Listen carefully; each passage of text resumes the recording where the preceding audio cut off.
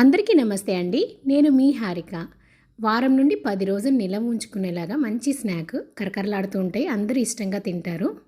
ఈరోజు మనుగులు చేద్దాం అనుకుంటున్నాను. పిల్లలు స్కూల్ నుండి వచ్చేసరికి, హస్బెండ్ ఆఫీస్ నుండి వచ్చేసరికి కొంచెం స్నాక్గా తింటారు అని చెప్పి ఇంట్లో ఉండే వాటితోనే ఈజీగా చేసుకోవచ్చు. మనం జనరల్గా వాడుకునే బియ్యపిండి, శనగపిండి ఉంటుంది కదా, వాటితోటే చేసుకోవచ్చండి. మరి ఈరోజు రెసిపీ మనుగులు, శనగపిండి మనుగులు ఎలా చేసుకోవాలో చూసేద్దాం. ముందరైతే శనగపిండిని బాగా చల్లించుకోవాలి. దీంట్లో ఏమైనా పురుగున్నా కూడా గడ్డలుగా ఉన్నవన్నీ పోతాయి కాబట్టి నేను ముందుగానే ఇది చల్లించేసానండి శనగపిండిని. ఏదైనా స్వీట్ తిన్న వెంటనే హాట్ తినాలనిపిస్తుంది, కానీ హాట్కి మాత్రం లిమిటేషన్ ఉండదు కదా, తినే కొద్దీ తినాలనిపిస్తూ ఉంటుంది. కాబట్టి ఒక్కసారి ఇలా చేసుకున్నారనుకోండి, వారం నుండి 10 రోజుల వరకు చక్కగా నిలవ ఉంటుంది కదా. ఇప్పుడు ఒక గ్లాస్ శనగపిండికి 3 గ్లాసులు బియ్యపిండి తీసుకోవాలి. ముడి బియ్యపిండి అయినా పర్లేదు, తడి బియ్యపిండి అయినా తీసుకోవచ్చు. నేను ఇక్కడ ముడి బియ్యపిండి వాడుతున్నాను. దీంట్లోనే రుచికి తగ్గట్టుగా ఉప్పు, 2 టేబుల్ స్పూన్ల కారం. కారం అనేది మన రుచికి తగ్గట్టుగా వేసుకోవాలి. పిల్లలకైతే కొంచెం కారం తగ్గించి వేసుకోండి. పెద్దవాళ్ళు తినే పని అయితే ఒక 2-3 టేబుల్ స్పూన్ల కారం వేసేసుకొని దీంట్లో మంచి జీర్ణం అవ్వడం కోసం కొద్దిగా వామును కూడా ఇలా నలిపేసేసి వేసేసుకోవాలి. వాము ప్లేస్లో జీలకర్ర కూడా వేసుకోవచ్చు, కానీ అప్పుడప్పుడు వాము వాడడం కూడా మంచిదే. ఇలా వేసుకున్నాక ఒకసారి అంతా బాగా కలిసేలాగా కలుపుకున్నాక 1.5 గరిట బాగా కాచిన నూనె వేసుకోవాలి. నూనె ప్లేస్లో వెన్న వేసుకోండి, ఇంకా బాగుంటుంది. నా దగ్గర ఇప్పుడు వెన్న లేదు కాబట్టి నూనెనే వేస్తున్నాను. ఇలా వేసుకున్నాక బాగా కలుపుకోవాలి. నూనె వేడిగా ఉంటుంది కాబట్టి చేతులు కాలుతుంది, జాగ్రత్తగా కలుపుకోండి.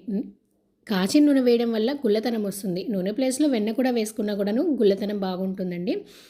ఇప్పుడు దీనికి తగినట్టు నీళ్లు పోసేసుకొని చపాతీ ముద్దలాగా కలుపుకోవాలి. కొంచెం కొంచెం నీళ్ళని వేసుకుంటూ కలుపుకోండి. ఒకేసారి అంతా నీళ్లు పోసేసారంటే జారవుతుంది. కొంచెం కొంచెం నీళ్ళని వేసుకుంటూ మనం చపాతీ ముద్దలాగా కలిపేసుకుంటే సరిపోతుంది. కలుపుకున్నాక కన్సిస్టెన్సీ ఈ విధంగా ఉండేటట్టు చూసుకోవాలి. మరీ గట్టిగా కలుపుకోకుండా ఇలాగ కొంచెం సాఫ్ట్గా ఉండేటట్టు కలిపేసుకోవచ్చు.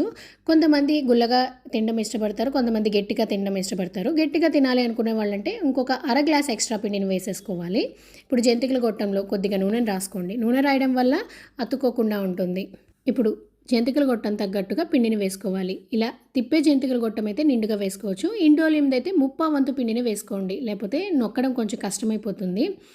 పిండి కలిపేటప్పుడే బాండట్లో నూనె వేసేసుకున్నామంటే ఫ్రైకి త్వరగా అయిపోతుంది.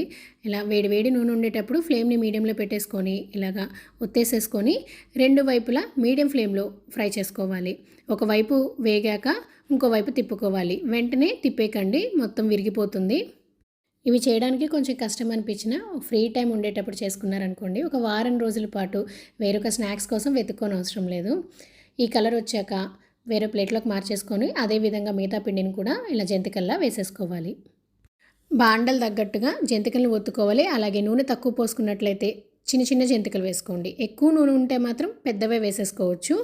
తక్కువ నూనెలో ఎక్కువ ఒత్తుకున్నామంటే కాలినట్టుగా ఉంటుంది. నేనైతే కొంచెం తక్కువ నూనెలోనే ప్రిఫర్ చేస్తాను, వేస్ట్ అవ్వకుండా ఉంటుందని.